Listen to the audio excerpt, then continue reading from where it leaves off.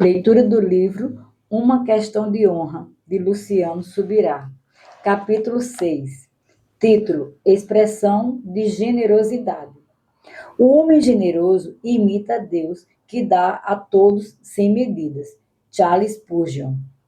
Já definimos anteriormente que não devemos apenas fazer a coisa certa, mas fazê-la do jeito certo. E ao falarmos de contribuição, o que significa o jeito certo? Demonstramos pelas Escrituras que a honra é essencial, que a atitude do coração faz toda a diferença. Agora, desejo, além desses aspectos, abordar outro que complementa os já apresentados: a generosidade. Na Epístola aos Cristãos de Roma, encontramos instrução clara do apóstolo Paulo quanto à prática deste princípio. O que contribui, faça-o com generosidade. Romanos 12, verso 8. Mas afinal, o que é generosidade? Qual sua importância? Ao longo das próximas páginas, desejo conduzi-lo no entendimento dessas respostas. Paulo, em sua segunda carta aos Coríntios, destacou ter enviado alguns irmãos com uma missão específica antes de sua chegada: preparar a oferta deles. Isso aponta para uma necessidade que não era exclusiva daquela igreja: a preparação da contribuição. Portanto, julguei necessário recomendar aos irmãos que me precedessem na visita a vocês e preparassem de antemão a oferta que vocês prometeram, para que esteja pronta como expressão de generosidade e não de avareza. Segundo Coríntios, capítulo 9, verso 5. Contudo, devemos compreender em que consistia exatamente essa preparação. Seria apenas informá-lo de que uma oferta seria recebida? Não, pois eles já estavam cientes disso.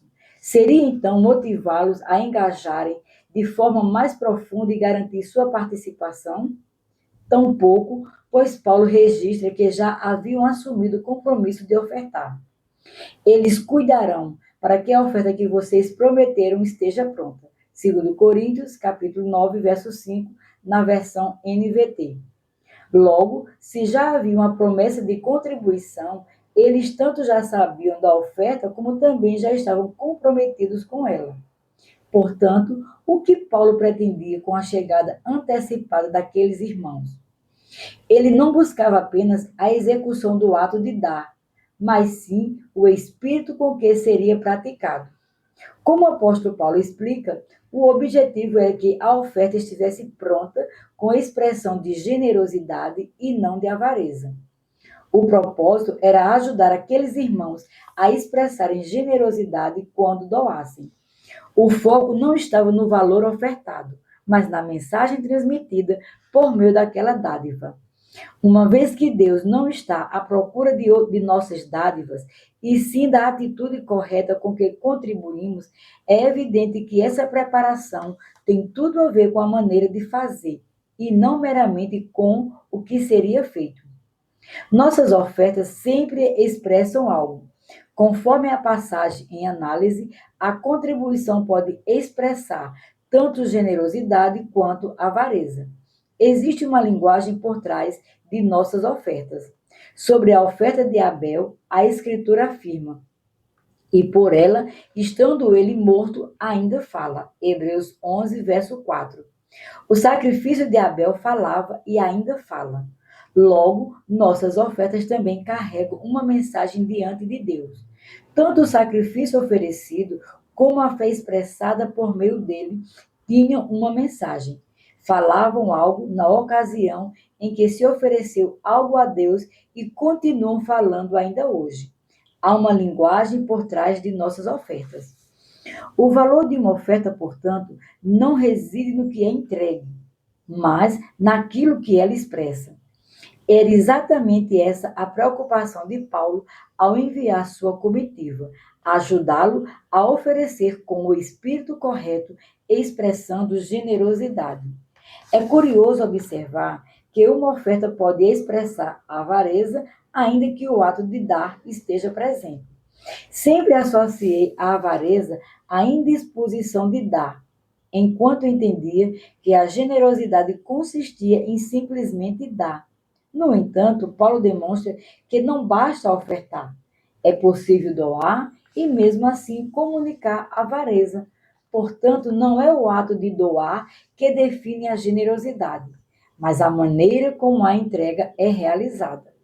Nos versículos seguintes, Paulo desenvolve essa ideia. E isto afirmo: aquele que semeia pouco também colherá pouco, e os que semeia com fartura também colherá com fartura. Cada um contribua segundo tiver proposto no coração, não com tristeza ou por necessidade, porque Deus ama quem dá com alegria. Segundo Coríntios, capítulo 9, do verso 6 ao 7. Ao ensinar que a contribuição não deve ser feita com tristeza ou por mera necessidade, nem do doador, nem do beneficiário, o apóstolo ressalta a centralidade do coração. O que Deus espera não é o valor da oferta, mas a alegria com que ela é entregue. Quando a Escritura afirma que Deus ama quem dá com alegria, isso não significa que Deus não ama aqueles que ainda não alcançaram essa atitude. Sabemos que ele já demonstrou seu amor para conosco enquanto ainda éramos pecadores. Romanos 5:8. Portanto, essa declaração aponta mais para o prazer de Deus em ver essa atitude em seus filhos do que para uma questão de merecimento do amor divino. Mas por que Deus teria tanto prazer naqueles que praticam a generosidade? Por uma razão simples e profunda. Ele deseja que seus filhos se pareçam com ele, imitadores de Deus. O ser humano foi criado com o propósito de refletir o caráter do seu Criador. Essa verdade é evidente desde o início, quando lemos que fomos criados conforme a sua imagem. Gênesis 1:26. Mesmo após a queda, quando o pecado desconectou o homem de Deus e obscureceu essa capacidade de refletir o divino, o plano original permaneceu inalterado. Por meio de Cristo, foi restaurada a possibilidade de vivermos novamente segundo o propósito estabelecido por Deus desde o princípio. Assim, afirma a Escritura: portanto, sejam imitadores de Deus como filhos amados. Efésios 5:1. A ordem bíblica não é simplesmente uma exortação a imitarmos Deus, ela é apresentada dentro de uma lógica da paternidade. Como filhos amados, ou seja, a expectativa do Senhor é que seus filhos, enquanto herdeiros de sua natureza, reproduzam seu comportamento. Essa perspectiva permeia vários textos das Escrituras. Nisto conhecemos o amor, que Cristo deu a sua vida por nós. Portanto, também nós devemos dar a nossa vida pelos irmãos. Ora, se alguém possui recursos deste mundo e vê seu irmão passar necessidade, mas fecha o coração para essa pessoa, como pode permanecer nele o amor de Deus? Filhinhos, não amemos de palavra nem da boca para fora, mas de fato e de verdade. 1 João capítulo 3, do verso 16 ao 18. O amor de Cristo se manifestou no sacrifício por nós. E ainda que nosso sacrifício não envolva a morte literal, nem tenha caráter redentor, somos chamados a imitá-lo por meio de um comportamento marcado pelo amor genuíno, cujo centro está no coração. Deus é generoso, ele é doador, assim está escrito. Porque Deus amou o mundo de tal maneira que deu seu Filho unigênito para que todo aquele que nele crê não pereça, mas tenha a vida eterna. João 3,16. A tentativa de expressar a grandeza do amor de Deus, que excede todo entendimento, Efésios 3,19, é resumida na expressão de tal maneira, imediatamente relacionada ao ato de dar. Tiago também enfatiza esse aspecto do caráter divino. Se, porém, algum de vocês necessita de sabedoria, peça a Deus que a todos dá com generosidade e sem reprovações, e ela lhe será concedida. Tiago 1,5. Deus é generoso. Sendo assim, espera que seus filhos o imitem, sejam imitadores de Deus como filhos amados. Efésios 5:1. Não podemos imitar seu poder criador, tampouco seus atributos incomunicáveis, mas somos chamados a reproduzir sua expressão de amor, manifesta em sua generosidade. E vivam em amor, como também Cristo nos amou e se entregou por nós, como oferta e sacrifício de aroma agradável a Deus. Efésios 5:2. O principal motivo para o cristão ser generoso é essa ordenança de refletir o caráter de Deus. A generosidade não reside no valor da doação, mas no coração do doador, que expressa em sua ação o caráter divino, reproduzido em sua vida. É uma atitude interior que transborda em uma ação exterior. O que ofertamos é, na verdade, o reflexo visível do que foi antes cultivado em nosso interior. Por isso mesmo, Paulo enviou sua comitiva à igreja de Corinto para que os irmãos ali realizassem o ato certo da maneira certa.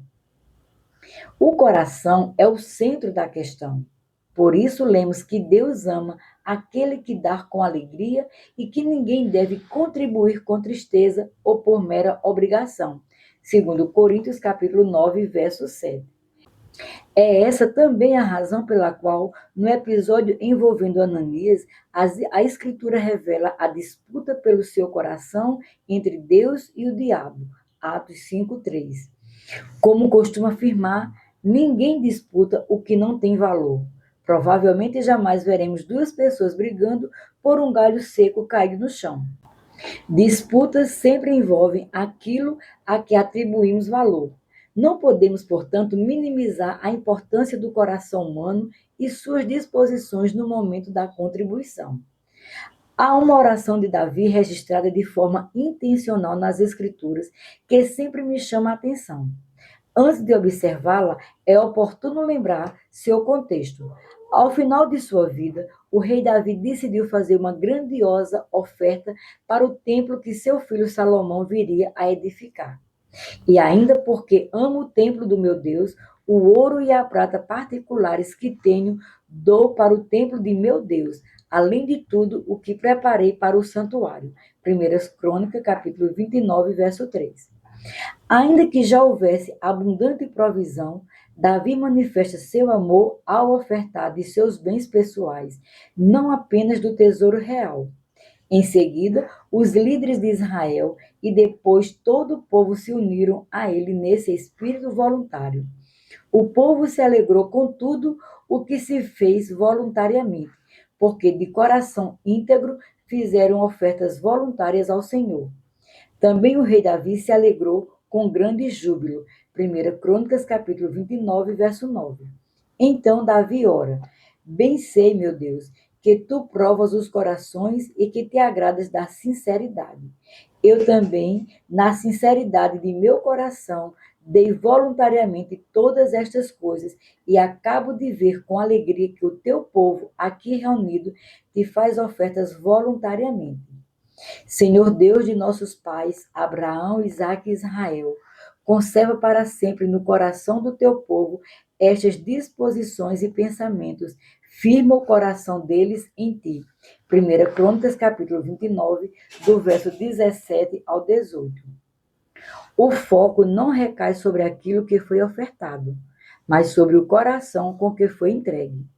Além da declaração de que Deus prova os corações, Davi ainda ora para que esse espírito de generosidade permaneça no coração do povo. É essa mesma oração que devemos elevar hoje. O foco não foi colocado naquilo que foi ofertado, e sim no coração dos ofertantes. Além da menção de que Deus prova os corações, há o registro da oração feita e que também devemos seguir fazendo em nossos dias. Conserva para sempre no coração do teu povo estas disposições e pensamentos. Firma o coração deles em ti, que essa oração se torne realidade em nós. Repito, O simples ato de dar não define a generosidade.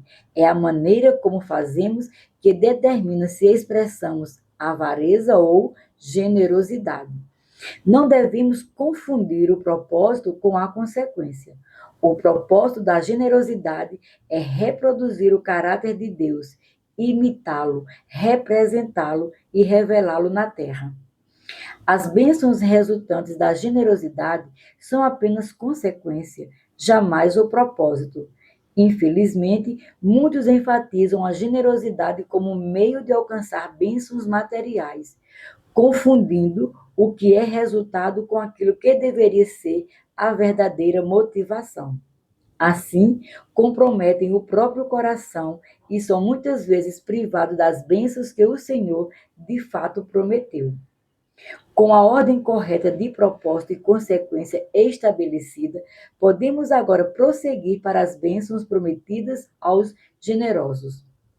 Atitudes que determinam a revelação. Eu não tive dois pais, tive apenas um. No entanto, percebi que suas atitudes para comigo variavam conforme meu comportamento.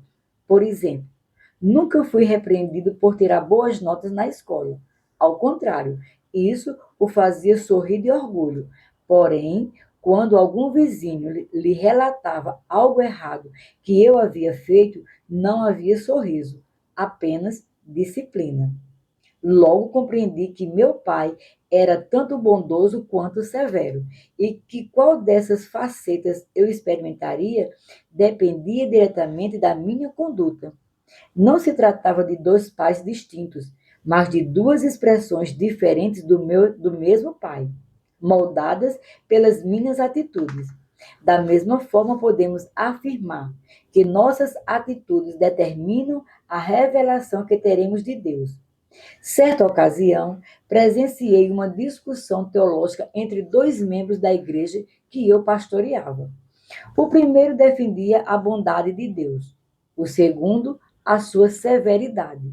Um deles, então, me chamou a intervir na disputa e perguntou: Pastor, afinal, Deus é bom ou é severo?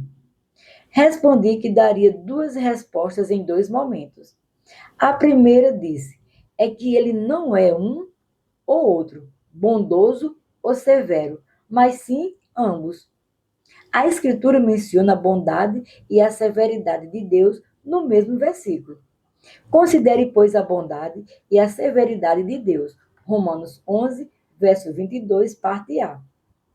Mas retrucou o outro: se você já disse que Deus é os dois, o que sobra para a segunda resposta? Então expliquei. A segunda resposta é: depende. Eles me olharam confuso. Como assim depende? E concluí: depende da atitude de cada um. Qual das duas manifestações divinas, bondade ou severidade, alguém experimentará está diretamente ligado ao seu próprio comportamento e conduta. O apóstolo Paulo é claro acerca disso. Severidade para com os que caíram, bondade, porém, para com você, desde que permaneça nessa bondade. Romanos 11, verso 22, parte B. Os que creram experimentaram a bondade, os que caíram, a severidade. Portanto, a revelação que teremos de Deus, um ser infinito, cheio de atributos, não depende apenas de quem ele é, mas também de como nós nos posicionamos diante dele. A própria Escritura aprofunda esse princípio. Para com quem é fiel, fiel te mostras. Com o íntegro, também íntegro. Com o puro, puro te mostras, com o perverso, inflexível. Salmo 18, verso 25 e 26. O texto evidencia claramente uma reciprocidade. Há uma correspondência entre a postura do homem e a revelação de Deus. Quem é fiel experimenta a fidelidade de Deus. Quem anda em integridade vê a integridade divina. Quem é puro conhece o Deus puro. Contudo, perceba, o Senhor não se mostra fiel ao íntegro, nem puro ao fiel, nem íntegro ao puro, ainda que ele seja plenamente fiel, íntegro e puro. Cada revelação de seus atributos manifesta-se em resposta à atitude do coração humano.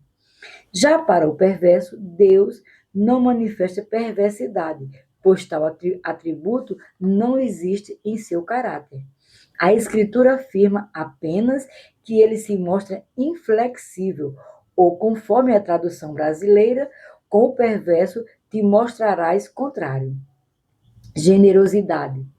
Por que expressar generosidade é tão importante? Porque o Senhor se revela a nós de acordo com a nossa atitude. Assim, se andamos em generosidade, teremos uma revelação de generosidade de Deus. Contudo, se optamos por uma postura avarenta, como não há avareza no caráter de Deus, ele não terá atributo correspondente à nossa atitude para revelar. Isso nos manterá espiritualmente no escuro, em cegueira e insensibilidade.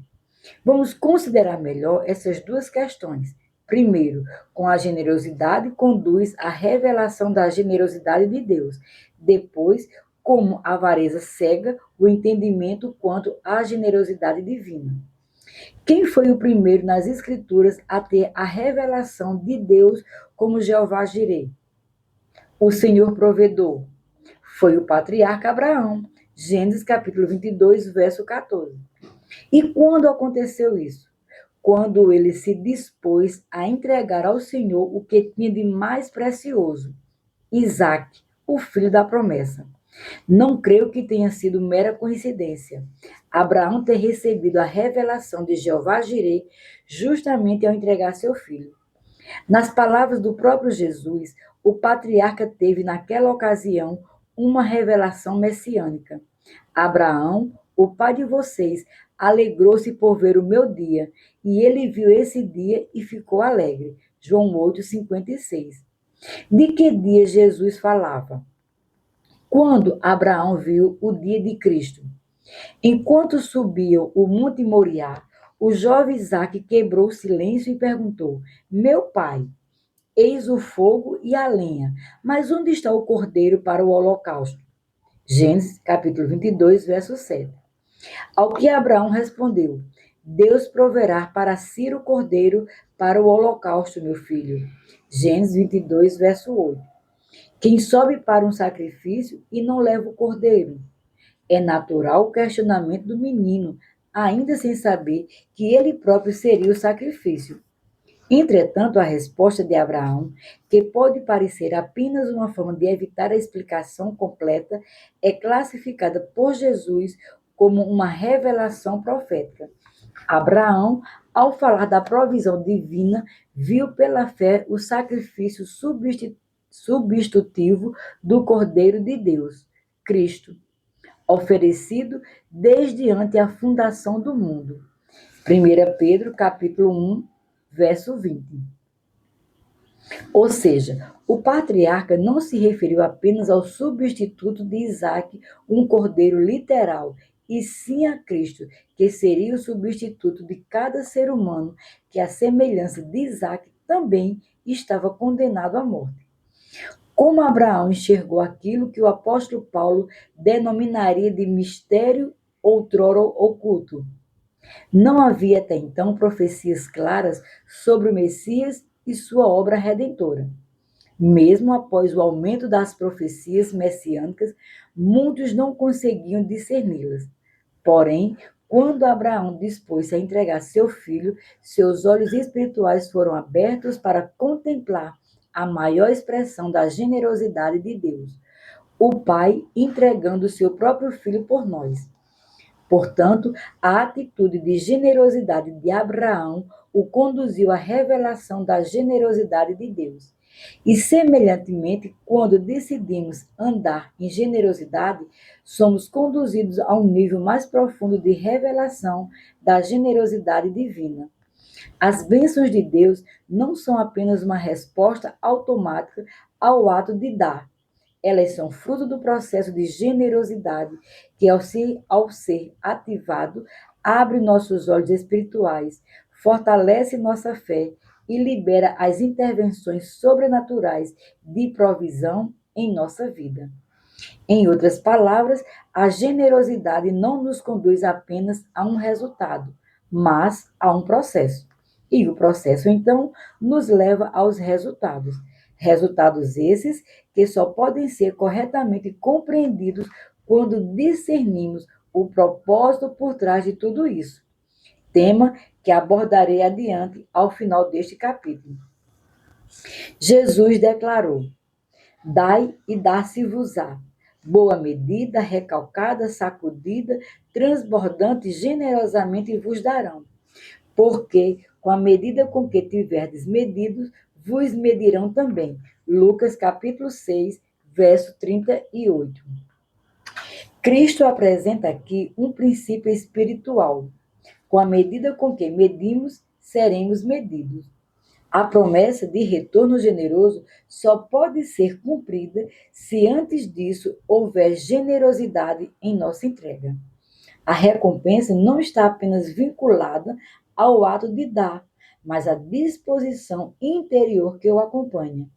É exatamente por isso que o apóstolo Paulo enfatiza que nossas dádivas devem expressar generosidade e não avareza. A avareza.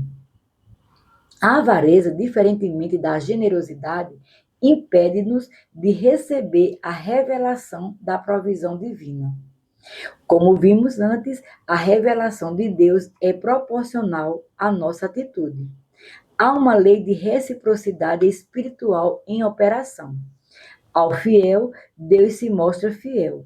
Ao íntegro, ele se revela íntegro. Ao puro, revela pureza. Salmo 18, verso 25 e 26, parte A. Assim também, pela mesma lógica, ao generoso, Deus se mostra generoso, revelando sua própria generosidade. Entretanto, para o avarento, o Altíssimo não tem atributo correspondente para revelar, uma vez que não há avareza em Deus. Como afirma o salmista, com o perverso te mostrarás contrário. Salmo 18, verso 26, parte B, tradução brasileira. Aquele que escolhe expressar avareza, mesmo que ainda doe algo, limita-se a si mesmo, coloca-se num estado de cegueira espiritual quanto à generosidade e provisão divinas. Um texto que ilustra bem esse princípio está no registro da segunda multiplicação dos pães. Ali vemos os próprios discípulos de Jesus, homens que andavam com ele e testemunhavam milagres extraordinários, demonstrando ainda assim grande dificuldade em perceber e confiar na sua capacidade de prover. Vejamos o relato analisando-os em suas partes. Naqueles dias, quando outra vez se reuniu grande multidão e não tendo o que comer, Jesus chamou os discípulos e lhes disse: Tenho compaixão desta gente, porque já faz 3 dias que eles estão comigo e não têm o que comer. Se eu os mandar para casa em jejum, desfalecerão pelo caminho, e alguns deles vieram de longe. Mateus 8, do verso 1 ao 3. A situação era clara. O povo estava ouvindo o Senhor por 3 dias e, é claro, não tinha alimento suficiente para tantos dias. Jesus manifestou compaixão e sinalizou o desejo de suprir a necessidade. Os discípulos, porém, responderam com uma das perguntas mais estúpidas que podemos encontrar nas Escrituras: Como poderá alguém saciá-los de pão neste deserto? Marcos 8:4. Ou seja, a pergunta feita pelos discípulos foi na prática: de onde poderia alguém, qualquer pessoa, inclusive o próprio Senhor, ter o poder, a capacidade, competência, força ou recursos de prover alimentos neste deserto?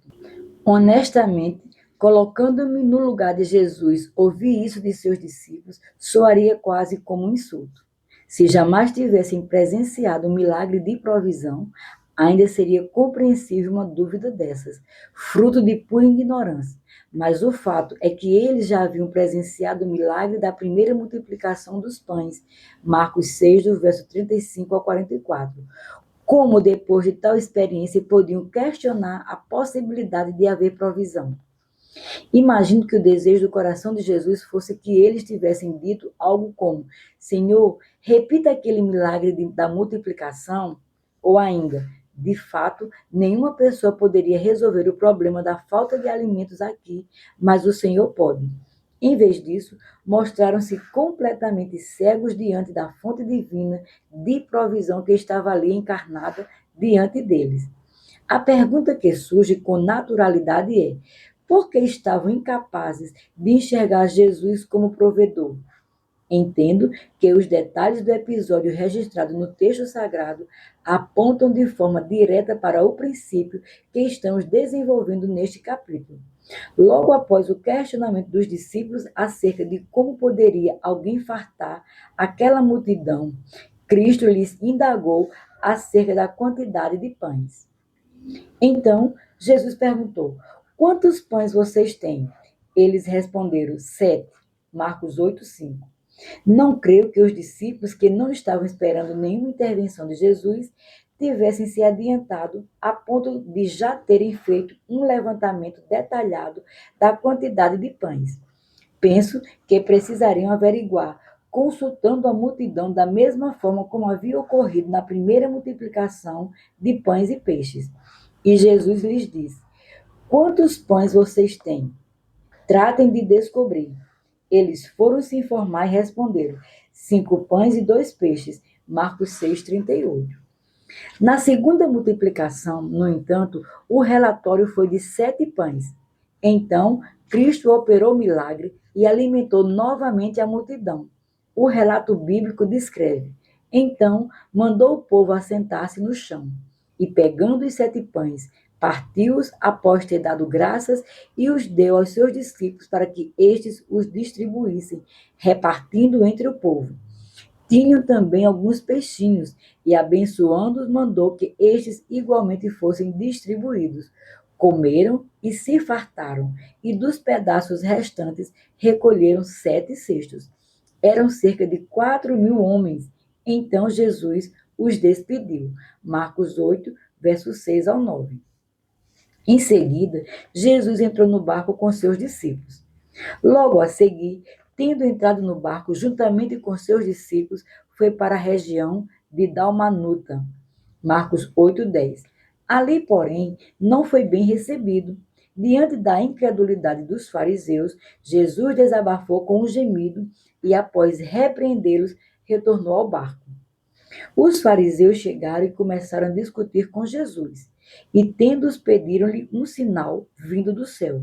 Jesus, porém, arrancou do íntimo do seu espírito um gemido e disse: porque esta geração pede um sinal. Em verdade lhes digo que nenhum sinal será dado a essa geração. E deixando-os, tornou a embarcar e foi para o outro lado. Marcos 8, verso 11 ao 13. Esses registros não são meros detalhes narrativos. Vejo-os como parte da construção pedagógica da mensagem por trás da segunda multiplicação. Como bem afirmou o apóstolo Paulo aos Romanos, tudo o que no passado foi escrito para o nosso ensino foi escrito. Romanos 15, verso 4. E na sequência da narrativa, encontramos elementos que lançam luz sobre o que de fato estava ocorrendo. Ora, os discípulos se esqueceram de levar pão e no barco não tinham consigo senão um só. Jesus o preveniu, dizendo: fiquem atentos e tomem cuidado com o fermento dos fariseus e com o fermento de Herodes. E eles começaram a discutir entre si, dizendo: ele diz isso porque não temos pão. Marcos 8, verso 14 e 16. Note o detalhe: os discípulos haviam se esquecido de levar pães. Ao saírem do local da segunda multiplicação, Marcos 8, verso 10, mal chegaram a Dalmanuta e já voltaram ao barco. Marcos 8, 13. Apenas tinham um pão com eles. Quando Jesus os adverte sobre o fermento dos fariseus, referência à doutrina deles, Mateus 16, verso 12, os discípulos interpretam de forma errada como uma repreensão pela falta de pão. Tal atitude provoca a indignação e a repreensão de Jesus. Jesus percebeu isso e perguntou: por que vocês estão discutindo sobre o fato de não terem pão? Vocês ainda não percebem, nem compreendem? Têm o coração endurecido? Tendo olhos, não veem? E tendo ouvidos, não ouvem? Não se lembram de quando partiu os 5 pães para os 5.000? Quantos cestos cheios de pedaços vocês recolheram? Eles responderam, 12. E de quanto parti os 7 pães para os 4.000, quantos cestos cheios de pedaços vocês recolheram? Responderam, 7. Ao que Jesus lhes disse, vocês ainda não compreendem? Marcos 8, verso 17 ao 21. Imagino a frustração de Jesus diante da cegueira espiritual de seus próprios discípulos. Se eu me colocasse no lugar de Cristo, penso que protestaria. Vocês realmente acham que estou preocupado com o fato de haver apenas um pão? Se com 5 pães alimentei 5.000 homens, além de mulheres e crianças, e com 7 pães alimentei outros 4.000, como podem pensar que em minhas mãos um único pão não seria suficiente para 13 pessoas? Toda a repreensão de Jesus enfoca a dureza de coração, a cegueira e a incapacidade dos discípulos de perceberem seu poder provedor. Vocês ainda não perceberam nem compreenderam? Têm o coração endurecido? Tendo olhos não veem? E tendo ouvidos não ouvem? Marcos 8, verso 17 e 18.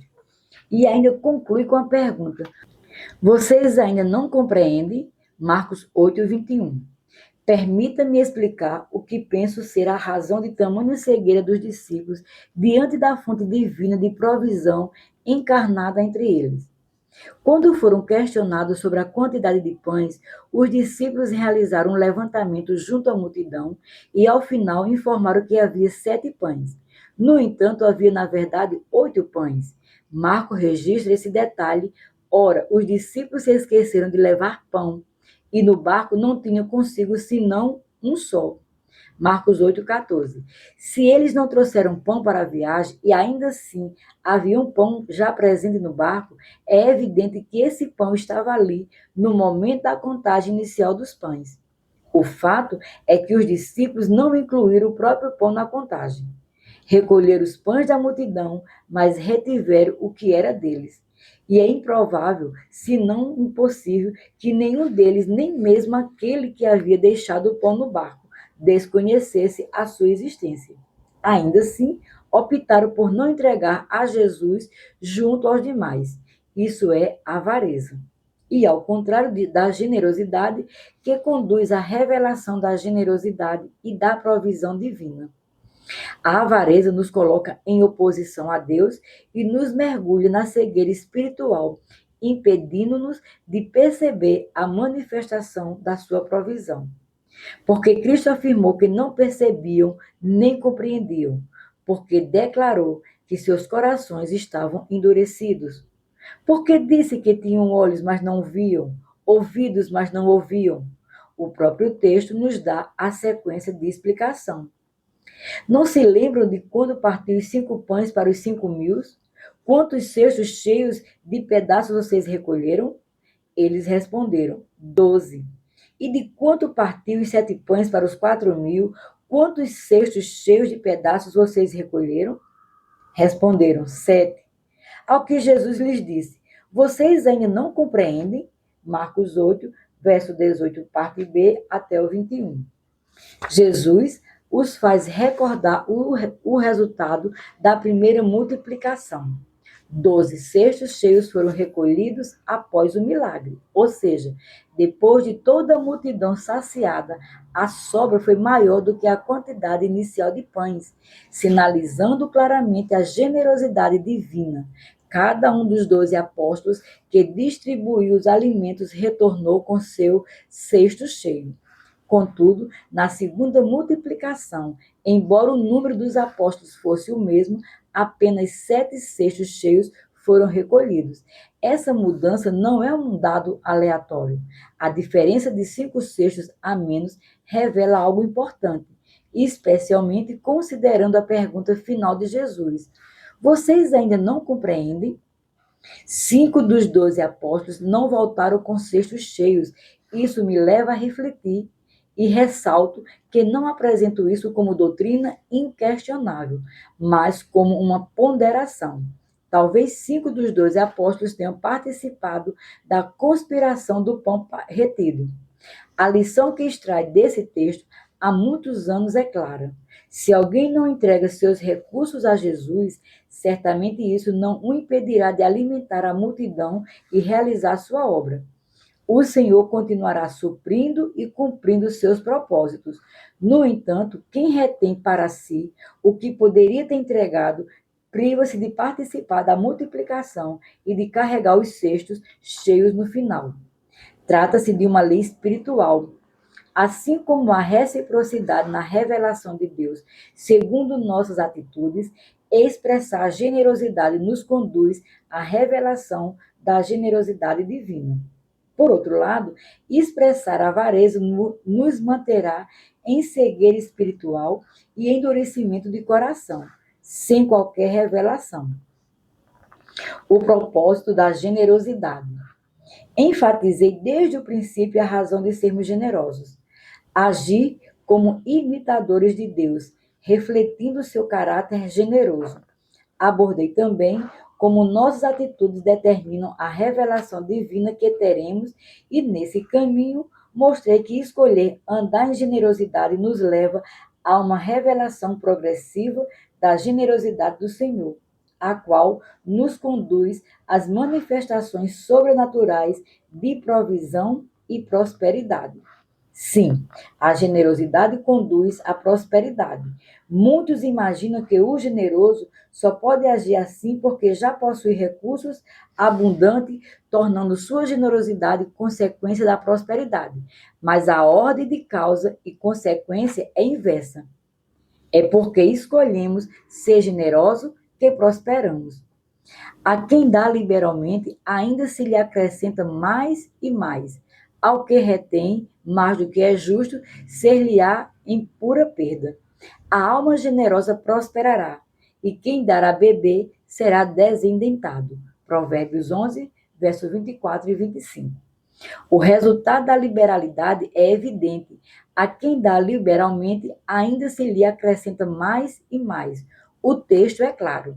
O aumento dos recursos vem em resposta à atitude generosa, como também afirma o Senhor. Dei e lhe será dado. Boa medida, prensada, sacudida e transbordante será dada a vocês. Porque com a medida com que tiverem medido, vocês serão medidos também. Lucas 6,38. As Escrituras confirmam, vez após vez, a ordem correta de causa e efeito. O generoso será abençoado, porque reparte o seu pão com os pobres. Provérbios 22, verso 9. O generoso será abençoado porque reparte e não o contrário. Não podemos inverter a ordem e esperar que somente após sermos abençoados, então poderemos ser generosos. A generosidade não é fruto da abundância, ela é o caminho que conduz à abundância. Entretanto, qual é o propósito de prosperarmos sob as bênçãos de Deus? Porque o Senhor promete celeiros cheios e lagares transbordantes, como afirma Provérbios 3, verso 9 e 10. Prosperar é um fim em si mesmo? A resposta bíblica é não. A prosperidade é parte de um sistema divino que visa perpetuar e ampliar a generosidade, abençoando tanto pessoas quanto o reino de Deus. Infelizmente, muitos cristãos apresentam resistência sempre que falamos sobre prosperidade financeira. Em parte, isso decorre de preocupações legítimas diante das distorções que de fato acontecem. Contudo, não podemos deixar de ensinar o que a Escritura afirma com clareza. A melhor forma de combater os ensinos distorcidos não é o silêncio, mas a instrução correta. Por essa razão, voltemos ao texto 2 Coríntios, capítulo 9, de onde extraímos princípios fundamentais. Depois de ensinar que devemos expressar generosidade, não avareza, que a colheita é proporcional à semeadura e que a alegria no ato de dar é indispensável. O apóstolo Paulo prossegue dizendo: Deus pode tornar abundante em vocês toda a graça, a fim de que, tendo sempre em tudo ampla suficiência, vocês sejam abundantes em toda boa obra, como está escrito.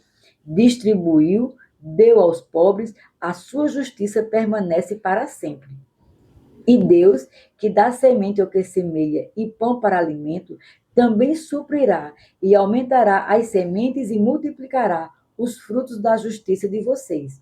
Assim, vocês serão enriquecidos em tudo para toda generosidade, a qual, por meio de nós, resulta em orações de gratidão a Deus. Segundo Coríntios, capítulo 9, do verso 8 ao 11. O propósito da abundância é nítido: sermos supridos para abundarmos em toda boa obra, isto é, repartir com os necessitados. A generosidade não é mero resultado da provisão, ela é a finalidade para a qual a provisão existe. Contudo, para que possamos transbordar sobre outros, é necessário que tenhamos não apenas o suficiente para nós, mas toda a suficiência, como afirma o texto original. O termo grego, paz, traduzido aqui como ampla, apresenta o sentido da palavra sob dois ângulos. Primeiro, no individual, significando cada, todo, algum, tudo, o todo, qualquer um, qualquer coisa. Segundo, no coletivo, significando todas as coisas, algo de todos os tipos. Ou seja, Deus deseja que tenhamos toda a suficiência, não apenas o bastante para sobreviver, mas o suficiente para sermos um canal de bênção. O apóstolo Paulo expõe o mesmo princípio em Efésios 4:28. Aquele que roubava, não roube mais. Pelo contrário, trabalhe fazendo com as próprias mãos o que é bom, para que tenha o que repartir com o necessitado. Em outras palavras, a prosperidade não é uma represa, mas um rio. Não existe acúmulo estagnado. O que entra deve fluir, pois enquanto houver saída, haverá entrada. Assim funciona o ciclo divino da generosidade. Infelizmente, muitos têm pregado prosperidade como se o objetivo fosse apenas acumular bens. Esse não é o propósito de Deus. A provisão deve fluir tanto para o sustento do seu reino, quanto para socorrer os necessitados. Por isso, a distinção bíblica entre pão e semente é essencial. Deus que dá semente ao que semeia e pão para alimento. Segundo Coríntios, capítulo 9, verso 10. Todo agricultor sabe que uma parte da colheita se come, pão, e outra parte se planta, semente. Quem come a semente sabota sua colheita futura. Assim também uma parte de nossa renda é para o nosso sustento e a outra parte deve ser destinada à generosidade. Pão alimenta, semente perpetua. Precisamos entender e praticar a generosidade. Muitos não acessam aquilo que poderiam receber de Deus por conta de seu egoísmo e a avareza. Tiago advertiu: pedem e não recebem porque pedem mal para esbanjarem em seus prazeres. Tiago 4:3. Não basta pedir, é necessário pedir com um coração generoso. Quando o alvo da oração é apenas nosso próprio prazer e bem-estar, ela perde seu poder de acesso ao coração de Deus. A oração de muitos cristãos não tem sido atendida por uma razão clara. Eles pedem mal. Não basta fazer a coisa certa. Como orar? É necessário fazer do jeito certo. E qual é, segundo as Escrituras, o motivo pelo qual algumas orações são ignoradas por Deus? A definição bíblica de pedir mal é esta: pedir para esbanjar em prazeres próprios, ou seja, orações que não nascem de um coração generoso disposto a repartir, mas que visam exclusivamente o bem pessoal, não são respondidas. As súplicas motivadas por egoísmo não encontram respaldo diante do Senhor. O propósito da bênção nunca pode ser apenas o benefício individual. A generosidade precisa estar no centro da motivação, tanto ao pedir quanto ao receber. Aprendi há muito tempo que a maneira mais eficaz de chamar a atenção de Deus é focar nos outros, não a nós mesmos. O próprio Senhor declarou isso no caso de Jó.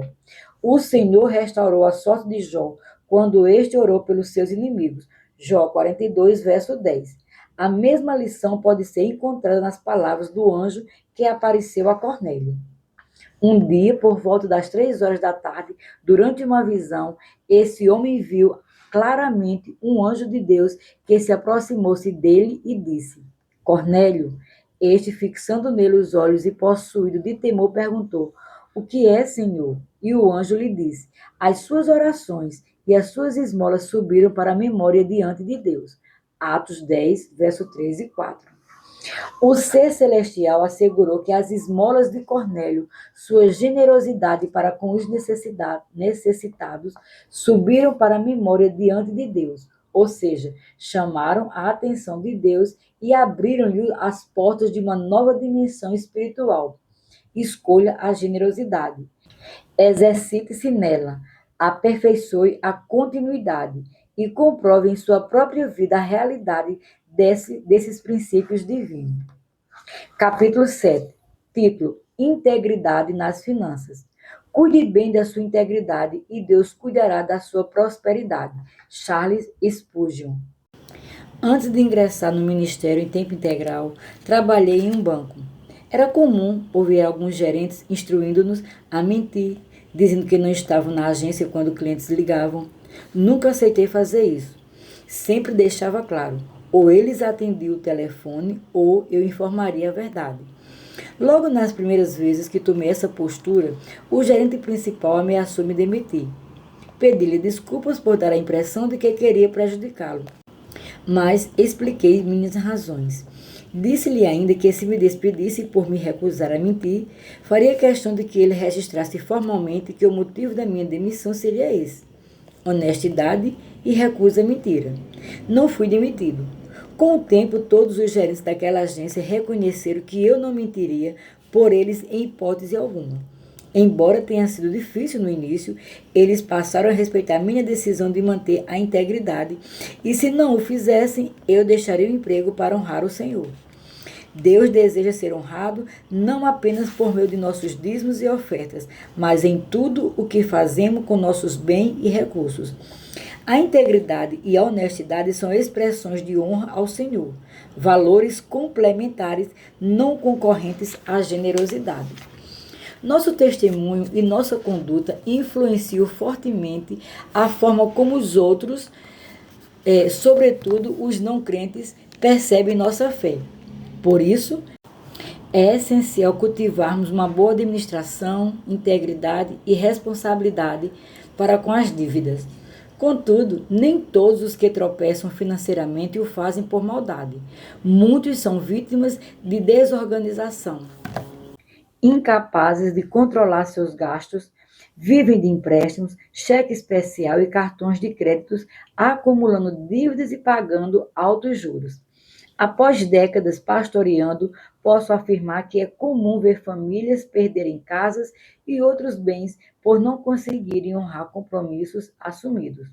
No entanto, as verdadeiras perdas não são apenas materiais, mas espirituais e testemunhais. Quando não honramos nossas obrigações financeiras, prejudicamos nosso testemunho cristão. A prática de um orçamento pessoal e familiar é, além de uma boa estratégia administrativa, uma forma de proteger nossa integridade e nosso testemunho. O princípio do orçamento. O orçamento é uma ferramenta indispensável para uma administração financeira responsável. No planejamento das contas domésticas, em uma aquisição específica ou em qualquer outro empreendimento, o orçamento deve sempre estar presente. Jesus usou um exemplo financeiro para ilustrar uma verdade espiritual sobre o discipulado. Pois qual de vós, querendo edificar uma torre, não se senta primeiro a calcular as despesas para ver se tem com que a acabar? Para não acontecer que, depois de haver posto os alicerces e não a podendo acabar, todos os que a virem comecem a zombar dele, dizendo: Este homem começou a edificar e não pôde acabar. Lucas 14, 28 a 30.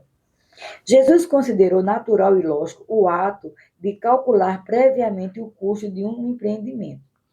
Se quisermos honrar o Senhor em nossa vida financeira, devemos agir com prudência e planejamento. Elaborar um orçamento é simples. Número 1. Liste suas entradas, salário, rendimentos, etc. 2. Deduz as despesas fixas, dízimos, ofertas, moradias, contas, transporte, saúde, alimentação, vestuário, educação, etc. 3. Reserve uma margem para imprevistos, farmácia, manutenção, reparos. Imprevistos são chamados assim porque não sabemos quando ou quais serão, mas é certo que acontecerão. Portanto, preparar-se para esse evento é imprescindível. Caso suas despesas superem sua renda, é necessário agir. E isso deve ser feito através de uma das seguintes opções ou a combinação de ambos: aumentar a receita, reduzir as despesas, ajustando o padrão de vida. Sem isso, o desequilíbrio resultará em endividamento crescente, gerando não apenas problemas financeiros, mas também escândalos e tropeços espirituais, como a palavra adverte. Tendo o vosso viver honesto entre os gentios, para que naquilo em que falam mal de vós, como de malfeitores, glorifiquem a Deus no dia da visitação, pelas boas obras que em vós observem. Porque assim é a vontade de Deus, que fazendo bem, tapeis a boca à ignorância dos homens loucos, como livres e não tendo a liberdade por cobertura da malícia, mas como servos de Deus. 1 Pedro, capítulo 2, verso 12, do 15 ao 16. A melhor defesa contra acusações e difamações é o bom testemunho evidenciado por uma vida íntegra. Infelizmente, muitos crentes têm sido uma oportunidade para os que querem falar mal da fé, em especial pela sua falta de testemunho na vida financeira. Por que isso acontece tanto?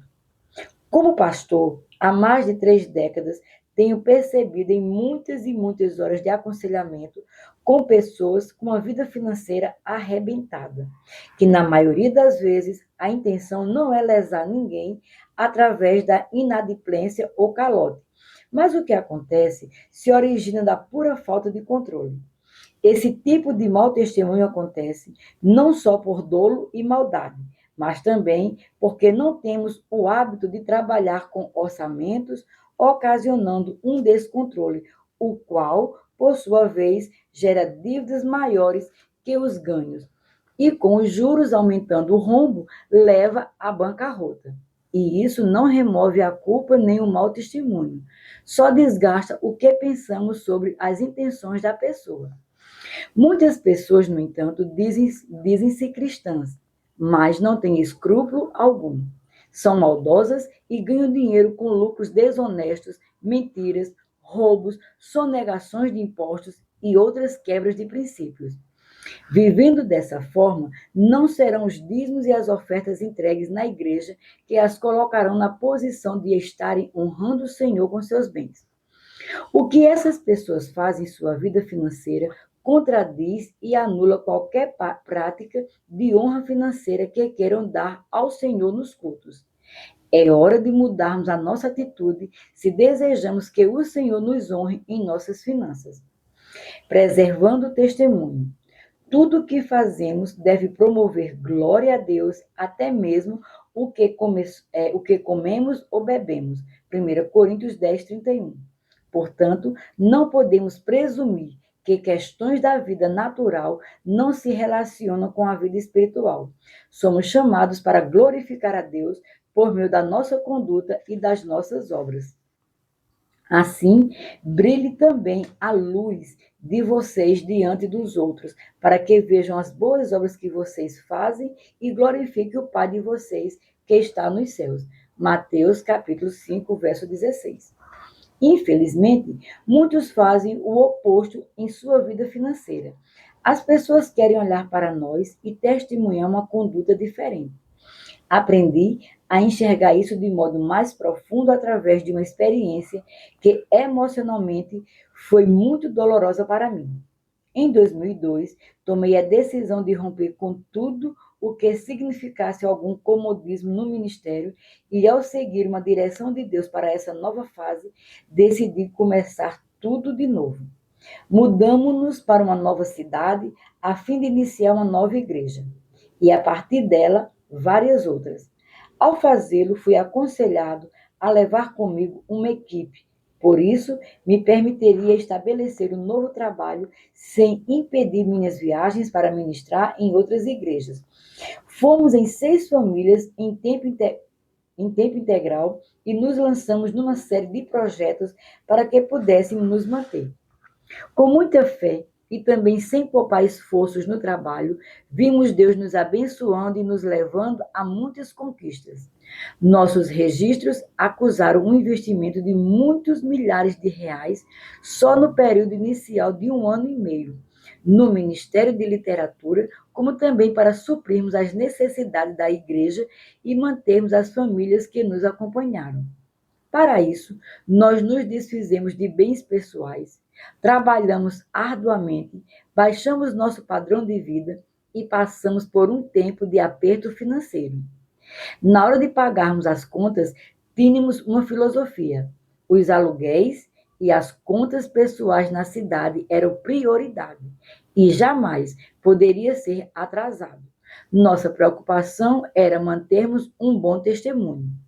Por outro lado, contas como as de telefone e de instituições financeiras eram as últimas a serem pagas, pois dizíamos entre nós mesmos: essas companhias não sabem quem você é, mas as pessoas da cidade sabem. Nunca agimos de má fé e sempre quitamos todas as nossas contas. Houve ocasiões em que aproveitamos a tolerância de pagarmos os telefones com atraso dentro do prazo de tolerância da companhia, mas com os devidos juros. No fim desse período, mesmo sem ter tudo em perfeita ordem, sentimos um herói. Eu havia edificado e construído algo belo para o reino de Deus. Também havia me doado de forma singular ao Senhor e ao seu trabalho. Eu achava que era um exemplo, até que um pastor amigo de outra cidade me chamou para uma conversa. Ele me explicou que havia deparado com uma situação constrangedora e gostaria de abrir aquilo comigo, a fim de me ajudar. Então, me contou que sua esposa havia adotado a primeira edição deste nosso livro como leitura obrigatória para as pessoas sob sua liderança e discipulado, e que muitos foram abençoados. Porém, uma pessoa havia procurado para uma conversa pastoral. Ela disse que o que eu ensinava sobre honra nas finanças era racionalmente certo, mas que o coração dela estava fechado para me ouvir ensinar nessa área, pois ela trabalhava na operadora do meu telefone celular e tinha acesso a algumas informações, como o fato de que minhas faturas telefônicas estavam atrasadas naquele momento. E ela questionava: como ele pode pregar sobre honra nas finanças se está com as contas de telefones atrasadas? Naquele momento, senti o chão sumindo debaixo dos meus pés. Primeiro, por achar que as informações como essa deveriam ser confidenciais. Segundo, por não entender qual era o pecado de eu atrasar uma conta que não havia chegado a ser encaminhado para a Serasa, pois tinha sido quitada dentro de pouco tempo após seu vencimento. Retruquei imediatamente ao meu amigo pastor que a pessoa errada não era eu, mas sim ela, a que ela teria problemas se eu denunciasse o ocorrido à companhia telefônica. Disse-lhe que ela era quem havia quebrado as regras ao expor minha situação, mas que eu não havia feito nada de errado. Lembrei do quanto, em termos de recursos financeiros, estávamos injetando nos projetos do Reino de Deus. Afirmei que aquela funcionária da companhia telefônica não sabia por que uma pequena conta como aquela às vezes ficava atrasada. E argumentei bastante com ele, mas não adiantou. Ele estava lá para abrir meus olhos. Então ele me disse que no nível de ministério ao qual eu tinha chegado, não me era mais permitido não pagar a conta do celular em dia. Lembrou-me de que as pessoas nos olham no ministério esperando de nós modelos de integridade e boa conduta, e que elas nunca ficarão sabendo que atrasamos uma pequena conta por termos investido muito mais do que isso no reino de Deus. E ele me deu uma boa ilustração. Falou-me de como são os jogos de videogame da garotada. Cada vez que você passa de nível, há um novo desafio. Os inimigos são mais sutis e difíceis. Ele fez uma analogia ao ministério. A cada novo nível, maior é a cobrança. E, por fim, advertiu-me: você é um homem de fé. Mude o que pensa sobre o assunto. Esqueça essa história de que a grande companhia não sabe quem você é. Ore por cada conta e dê exemplo ao pagá-la em dia. Lembre-se das pessoas que o ouvirão ensinando e pregando, que lerão seus livros e que não sabem que quase tudo que você ganha vai para o reino de Deus. Já que elas não podem saber o quanto você investe, deixe pelo menos que elas saibam que as suas contas estão todas em dia. Confesso que poucas conversas tiveram um impacto tão grande sobre as minhas ações como essa. Entendi o dilema daquela irmã que não quis me expor, mas que só abriu o coração numa confidência pastoral. Acredito que Deus usou isso para chamar minha atenção a detalhes aos quais eu nunca tinha dado a devida atenção. Assim, decidi manter qualquer conta em dia, não me arriscar mais em empreendimento algum, nem abusar da tolerância de crédito dos cartões e bancos, ou de qualquer outra coisa do gênero. Reconheço que me senti muito mal a princípio e que chorei envergonhado em meu momento a sós com Deus. Não achei justo estar me doando ao Senhor como eu estava e ainda ouvi alguém dizendo que eu não tinha um bom testemunho nessa área. Mas o fato é que, aos olhos daquela pessoa, naquele momento e com as informações que ela possuía, eu realmente não tinha um bom testemunho. Creio que nunca saberei quem é essa moça, mas agradeço a Deus por tê-la usado, mediante seu desabafo numa confissão pastoral, bem como pastor dela, para que eu mudasse meus conceitos, minhas decisões e minha filosofia de vida nessa área. Redobrei o cuidado e decidi firmemente em meu coração que eu nunca mais serviria de tropeço a ninguém. Nossos olhos normalmente não enxergam como o dos outros, o que pode ser um mau testemunho na área financeira. Reveja seu coração, seus princípios, suas práticas e sua filosofia de vida nas finanças.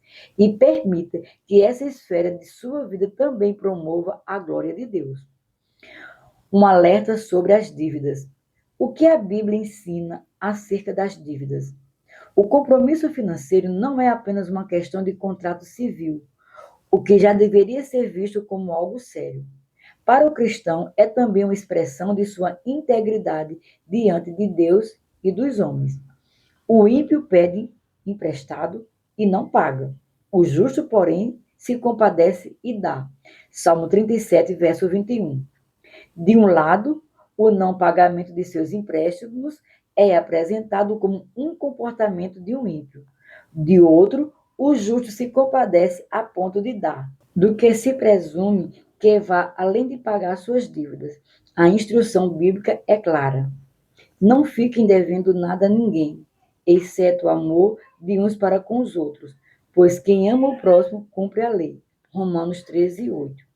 O cristão que contrai uma dívida assume um voto de pagamento, ainda que, diante das leis humanas, possa haver brechas legais para escapar de determinadas obrigações. Diante de Deus, o compromisso assumido permanece válido.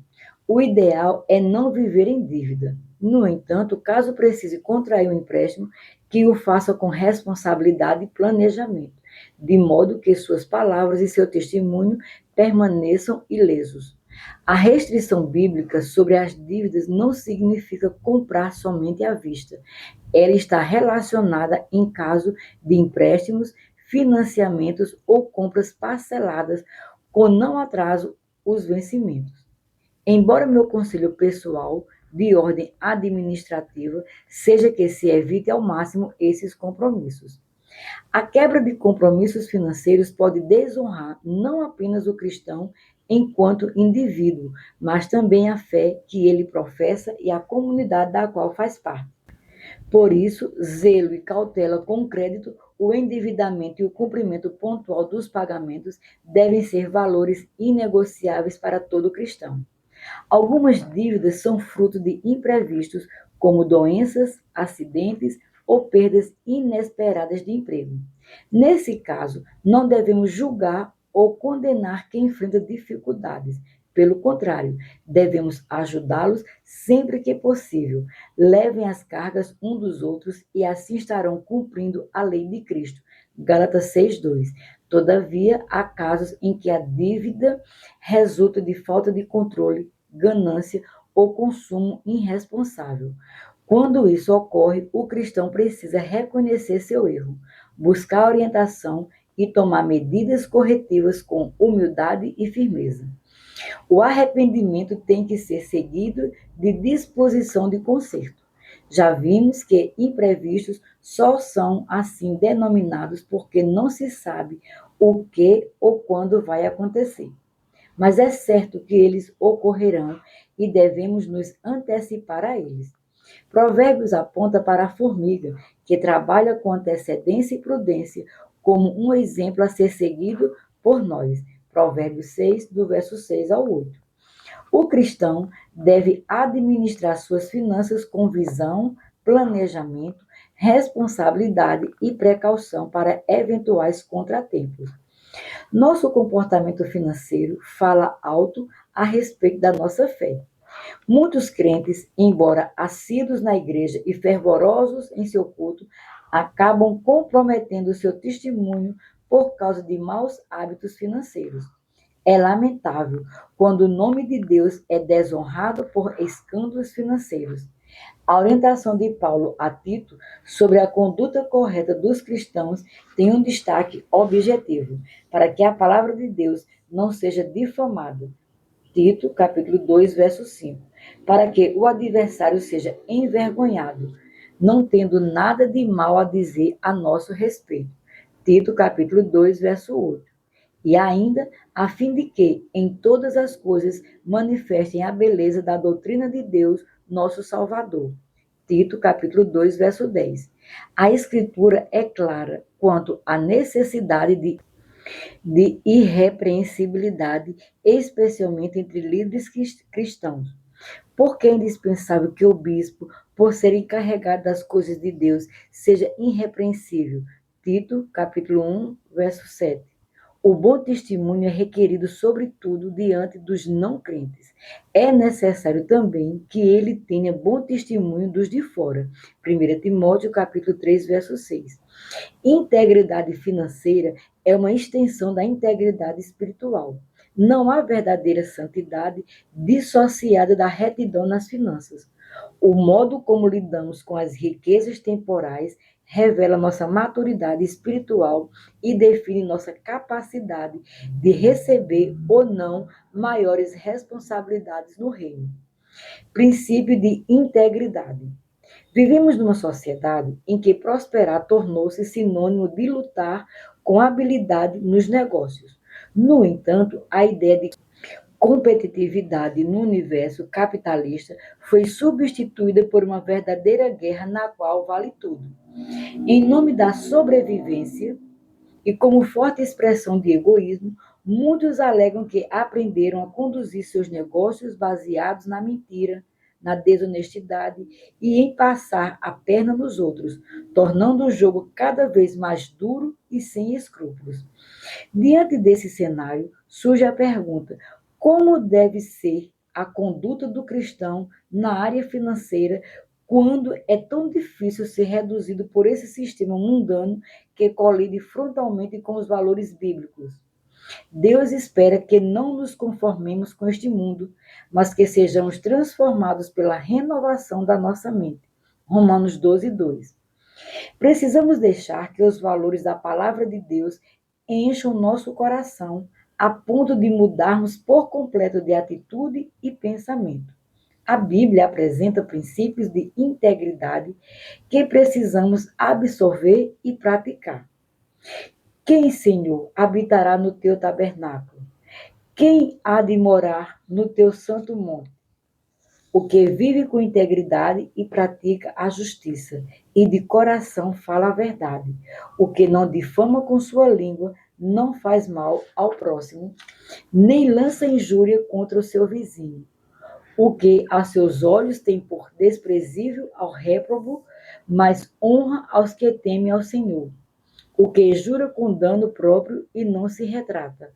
O que não empresta o seu dinheiro com usura, nem aceita suborno contra um inocente. Quem deste modo procede, não será jamais abalado. Salmos 15, do verso 1 ao 5.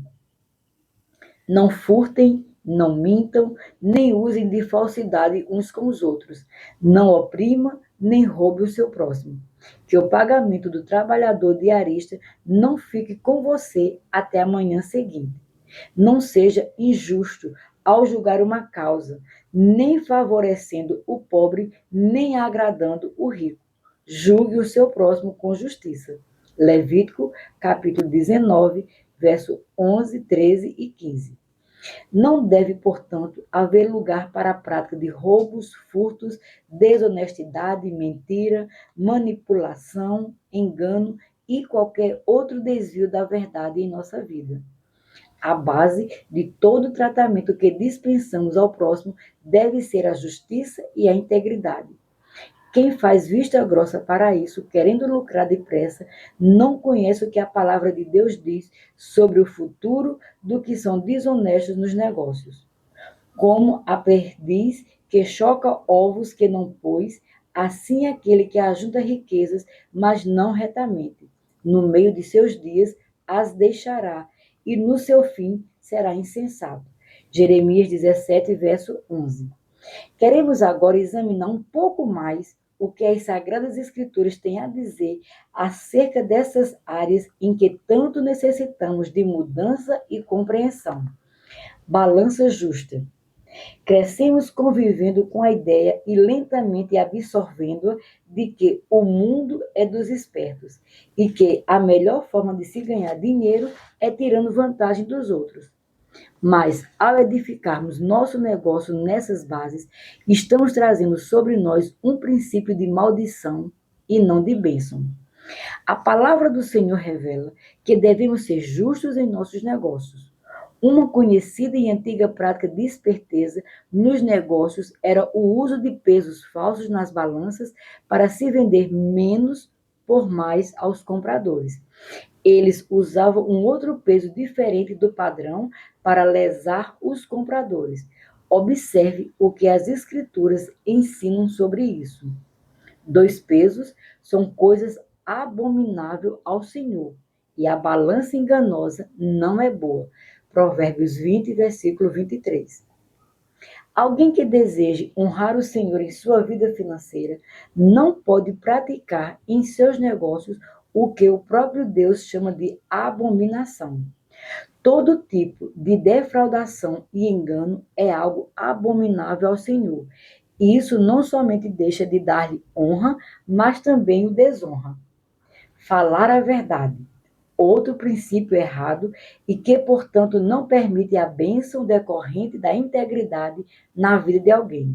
É a mentira.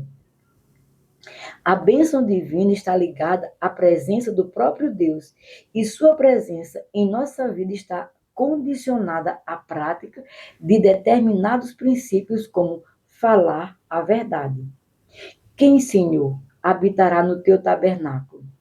Quem há de morar no teu santo monte? O que vive com integridade e pratica a justiça, e de coração fala a verdade. Salmos 15, verso 1 e 2. Muitas pessoas já associaram a venda de algo à ideia de que, para ter êxito, é necessário mentir ou exagerar um pouco nos detalhes do produto. Inúmeros negócios estão fundamentados nesse falso alicerce. Mas, na vida daquele que quer honrar o Senhor, não há espaço para esse tipo de prática, pois ela ofende a Deus. Os lábios mentirosos são abomináveis ao Senhor, mas os que agem fielmente são o seu prazer. Provérbios 12, 22. A mentira é chamada de algo abominável ao Senhor, e nada do que alguém diga para argumentar diminui a intensidade desse merecido adjetivo dado pela palavra de Deus. Por outro lado, os que agem fielmente agradam ao Pai Celestial. Conheço crentes que não mentem para efetuar suas vendas em seus negócios.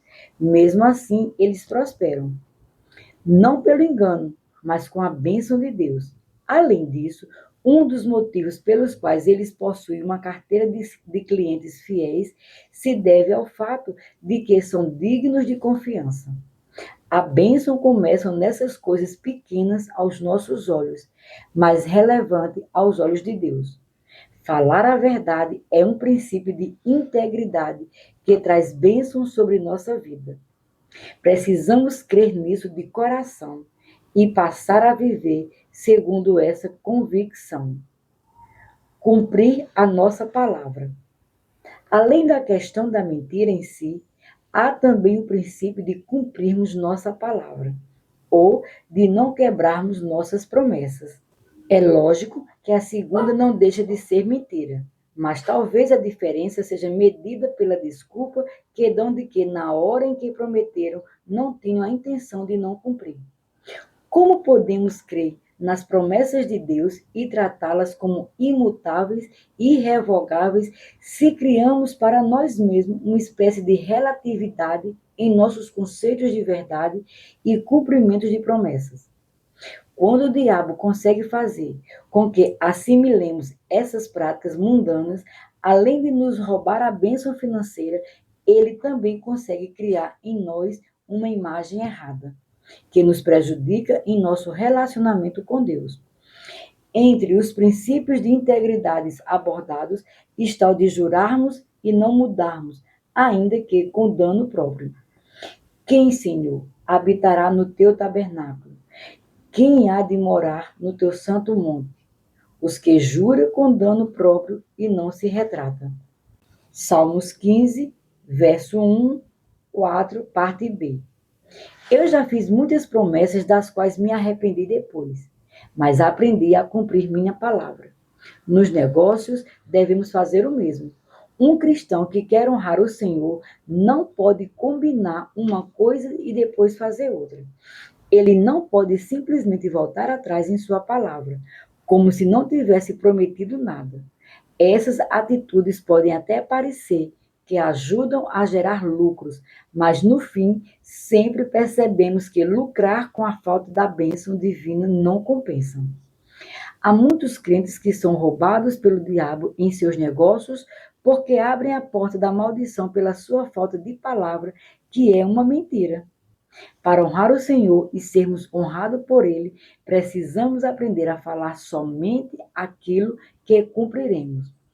E se por acaso prometermos algo do qual venhamos a nos arrepender depois, então devemos honrar essa palavra mesmo que ela nos traga prejuízo. Não roubar. Roubar nos negócios é uma prática antiga e a advertência divina contra isso também é milenar. A desonestidade de se vender menos por mais, roubar tanto na quantidade como na qualidade, é abominável ao Senhor. E há tantos cristãos agindo assim. Já falamos sobre o princípio da balança justa, mas quero afirmar que lesar alguém pelo engano também é roubar, pois envolve uma perda imposta a alguém. Deus diz que odeia o roubo, portanto devemos fugir disso se queremos dar-lhe a honra. Porque eu, o Senhor, amo o juízo e odeio a iniquidade do roubo. Dar-lhe-eis fielmente a sua recompensa, e com eles farei aliança eterna. Isaías 61, verso 8. Não podemos roubar. A justiça tem que ser a base de nossos negócios. Os lucros injustos podem parecer bons, por serem mais fáceis, mas no futuro, o que nos livrará da maldição e do juízo divino é a integridade. Os tesouros da impiedade de nada aproveitam, mas a justiça livra da morte. Provérbios 10, verso 2. O justo tem o bastante para satisfazer o apetite, mas o estômago dos perversos passa fome. Provérbios 13:25. A integridade pode parecer mais cara hoje, mas o futuro demonstrará que ela é o caminho mais lucrativo. Há crentes que roubam seu patrão usando os materiais da empresa em benefício próprio, fazendo ligações telefônicas pessoais, recebendo por horas em que não há produtividade e etc. E isso não é honrar o Senhor em nossas finanças.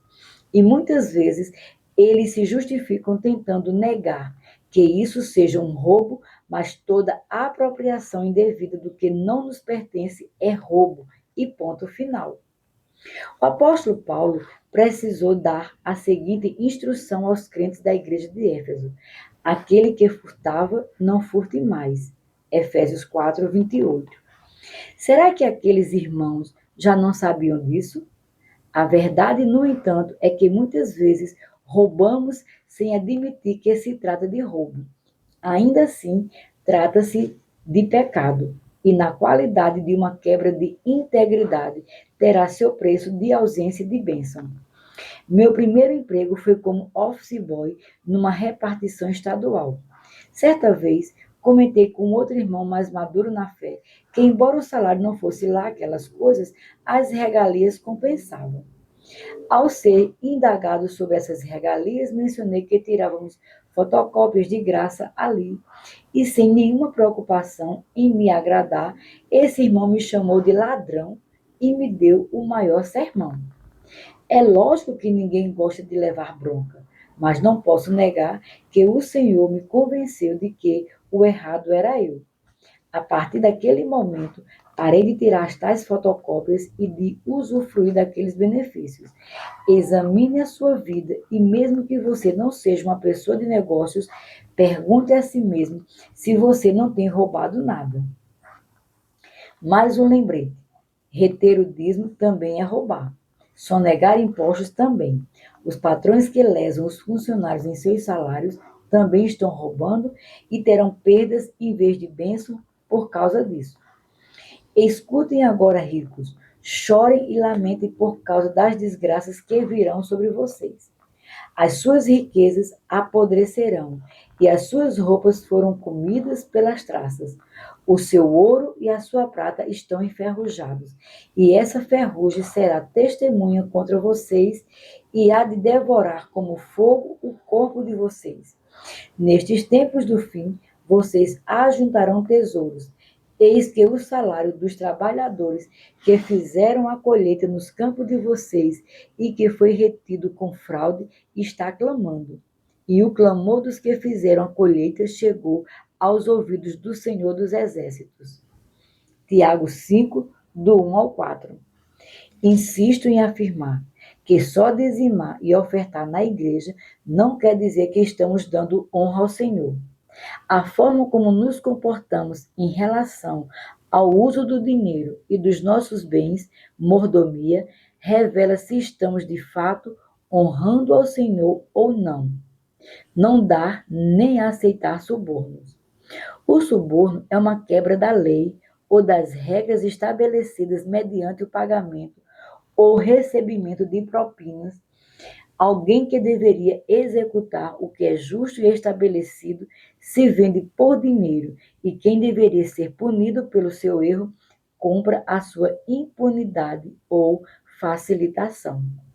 A prática do suborno envolve a mentira e a quebra da integridade, tanto de quem paga o suborno como de quem o recebe, ao falar sobre quem habilitaria ou não perante o Senhor. O salmista não deixou de fora da lista esse deslize. Antes, o descreveu como algo que nos exclui da presença do Pai. O que não empresta o seu dinheiro com usura, nem aceita suborno com o inocente, quem deste modo procede não será jamais abalado. Salmo 15, verso 5. A palavra de Deus na pregação de João Batista ainda nos traz um pouco mais de luz sobre o assunto. Também soldados lhe perguntaram: e nós, o que devemos fazer? E ele lhes disse: não sejam prepotentes, Não façam denúncias falsas e contentem-se com o salário que vocês recebem. Lucas 3:14.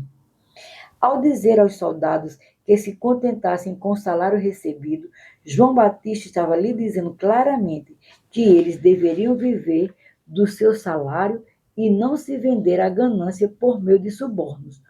Nossos policiais fiscais e outras autoridades erram quando oferecem o caminho da propina. E quem se propuser pagá-las, por já estar errando em alguma outra coisa, estará tão errado quanto os primeiros. Conheço policiais militares e fiscais, cristãos que não se vendem por dinheiro algum, e ao agirem assim, estão honrando o Senhor. Aparentemente, eles jogam fora o dinheiro e o enriquecimento rápido, mas sabem que esse é um princípio de Deus. O dinheiro que vem fácil, vai fácil, pois não tem a bênção divina. Os bens que facilmente se ganham, esses diminuem, mas o que ajunta a força do trabalho terá aumento. Provérbios 13, verso 11. O que parece ser tranquilo no começo terá seu preço mais tarde. Suave é ao homem o pão ganho por fraude, mas depois a sua boca se encherá de pedrinhas de areia. Provérbios 20, 17. Infelizmente, há muitos crentes que aceitam o pagamento de subornos. Se você for pego com seu carro acima do limite de velocidade, não erre outra vez ao aceitar pagar um trocado em favor da sua liberação. Eu já fui tentado nesse sentido. O policial me disse que determinado valor era suficiente para ele fazer vista grossa ao meu erro. Eu disse que não pagaria a propina e que ele podia me multar, uma vez que eu reconheci o erro. Ele me falou que a multa custaria muito mais, o que era verdade, que não valia a pena querer ser moralista e que ele estava querendo me ajudar a não gastar. No entanto, fiquei firme em minha posição. E como foi custoso convencer aquele guarda a multar-me logo. E como foi custoso também pagar a multa depois. As pessoas pensam no valor da multa e imaginam que é um desperdício pagá-la. E de fato é. Porém, esse desperdício se dá na hora em que se infringe a lei, e não quando o guarda flagra o infrator. Depois de ser flagrado pela polícia, a propina se torna muito mais cara espiritualmente falando pela perda da integridade. Não sonegar impostos. Outro assunto que necessitamos considerar ao falar da integridade diz respeito aos impostos. Estamos falando dos valores do reino de Deus e de renovar nossa mente a ponto de absorvê-los e praticá-los.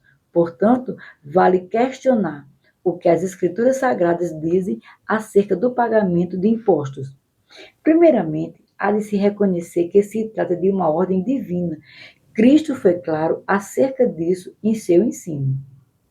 Então, os fariseus se retiraram e consultaram entre si como surpreenderiam Jesus em alguma palavra.